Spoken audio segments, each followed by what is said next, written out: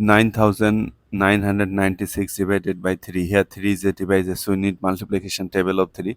3 times 0, 0, 3 times 1, 3, 3 times 2, 6, 3 times 3, 9. To find out the multiplication table of 3, just add 3 with the previous step.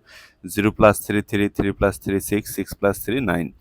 3 goes into 9 how many times? 3 goes into 9 3 times. 3 times 3, 9. Subtract 0, bring down this 9.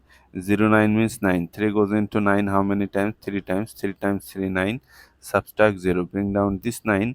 0, 9 means 9. 3 goes into 9 how many times? 3 times. 3 times 3, 9. Subtract 0, bring down this 6. 0, 6 means 6. 3 goes into 6 how many times? 2 times. Write 2. 2 times 3, 6. Subtract, you are getting 0. So your answer is 3,332.